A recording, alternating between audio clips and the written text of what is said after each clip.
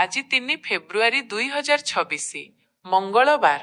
ତରଙ୍ଗ ଟିଭିର ଲୋକପ୍ରିୟ ସିରିଏଲ ମୋ ସିନ୍ଦୁରର ଅଧିକାର ମୋ ସିନ୍ଦୁରର ଅଧିକାରର ଆଜିର ଅଧ୍ୟାୟରେ ଏକ ନୂଆ ମୋଡ଼ ଦେଖିବାକୁ ମିଳିଛି।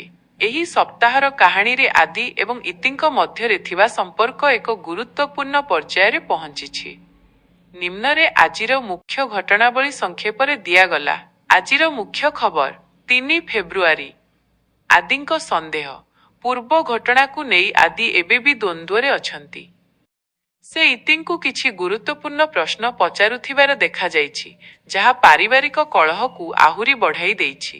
ଇତିଙ୍କ ସଂଘର୍ଷ। ନିଜର ସିନ୍ଦୁରର ଅଧିକାର ଓ ସମ୍ମାନ ରକ୍ଷା କରିବା ପାଇଁ ଇତି ପୁଣିଥରେ ଚକ୍ରାନ୍ତର ଶିକାର ହେଉଛନ୍ତି। ଖଳନାୟକ ଚରିତ୍ରମାନେ ତାଙ୍କ ବିରୋଧରେ ନୂଆ ଯୋଜନା ପ୍ରସ୍ତୁତ କରୁଛନ୍ତି। ଭାବପ୍ରବଣ ମୁହୂର୍ତ୍ତ।